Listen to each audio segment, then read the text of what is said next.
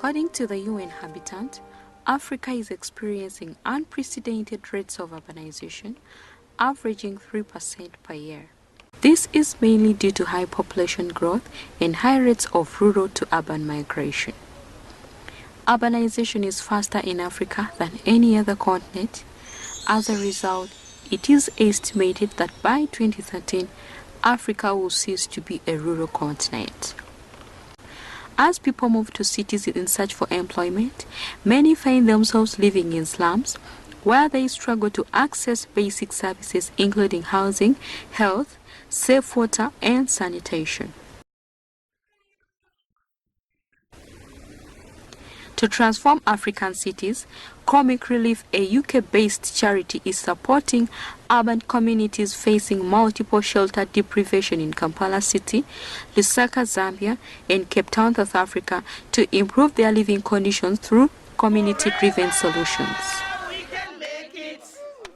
In September 2014, Slum Dwellers International, together with Kampala Capital City Authority, the National Slum Dwellers Federation of Uganda, and ACTogether, a local NGO, hosted a 3-day meeting for cities benefiting from Comic Relief's people living in Urban Slum Programme.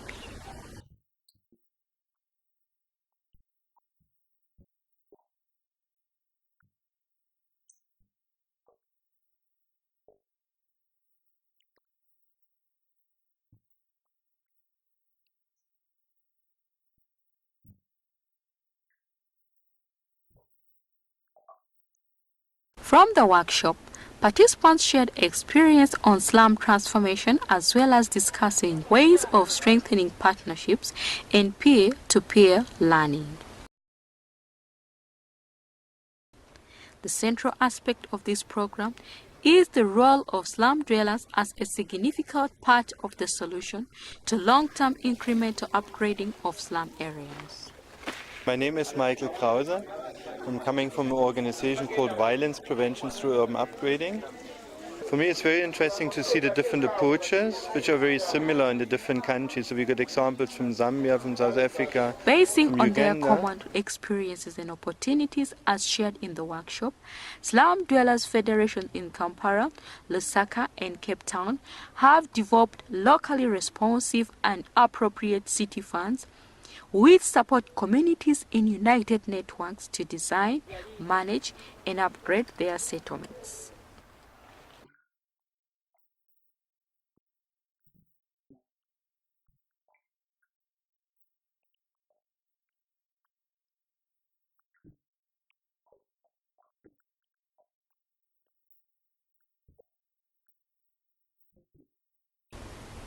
Finance for the poor demands flexibility. It demands understanding of how poor people earn and save money. Organizing slum dwellers into savings groups has given them voice and power, which is instrumental in creating partnerships between Slum Dwellers Federation and city authorities.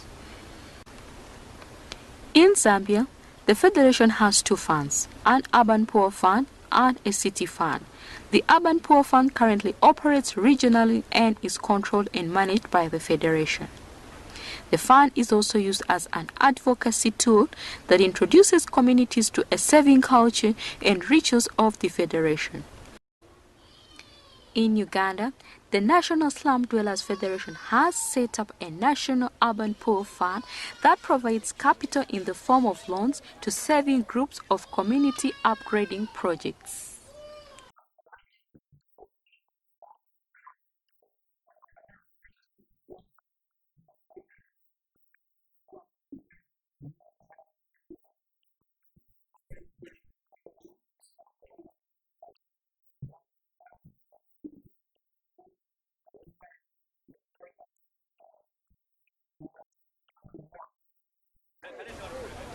Loans are given out for housing, sanitation, and group livelihood projects. The workshop participants visited a sanitation project in one of the slums, where they took part in constructing a biofuel toilet, a simple technology that combines the benefits of flush toilet system and compositing toilets. To this one, I just learned how to make the thing if you want to do. As I see the toilet that I see the people when they build the toilet, and then you can do it yourself. What I particularly like is that there's a construction team and there's an operation and maintenance team, because that's often the problem. You've got a toilet and then nobody maintains that. But I think it's very well thought through here in Kampala. To bridge the information gap between slum dwellers and city authorities, the Slum Dwellers Federations are using city forums to inform city authorities about what is happening within their communities. While in Kampala, workshop participants took part in the city forum, while Federation members from the 5 divisions were engaging city authorities.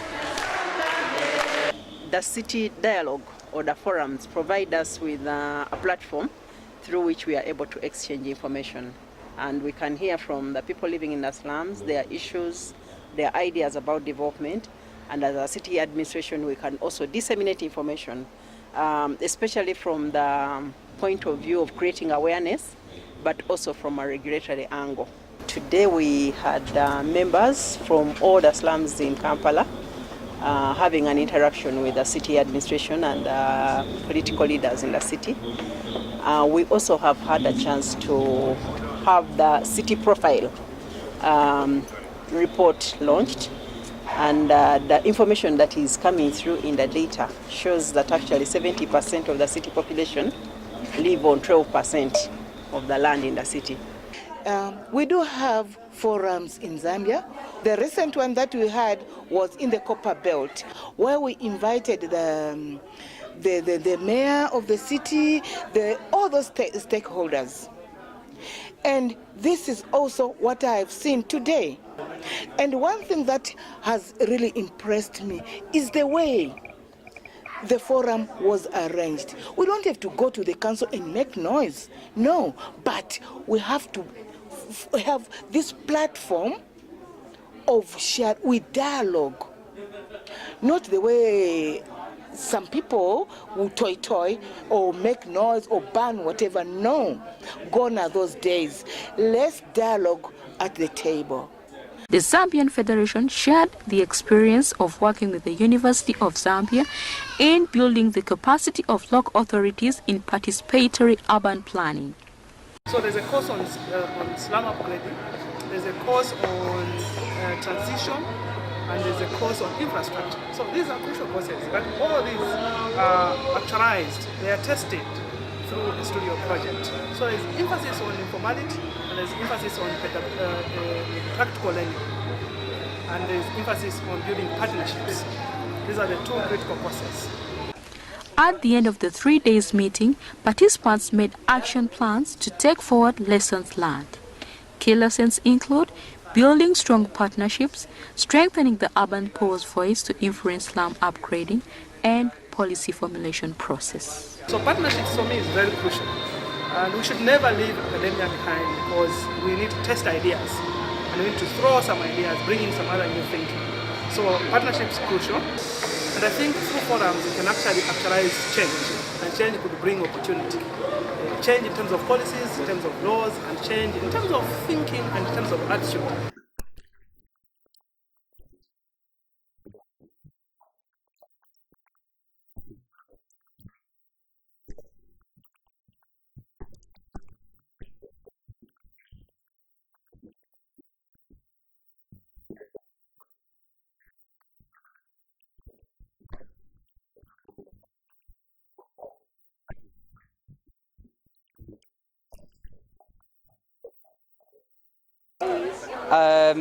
And what I've seen and really appreciate is that there's a lot of capacity in the communities to do things themselves. They show government that a new way of doing development and to work with communities are possible.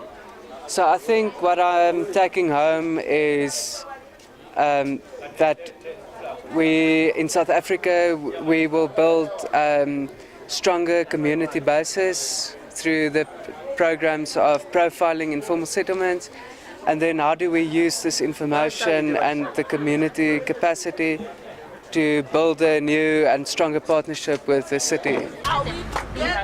We are one, oh, we are together. We are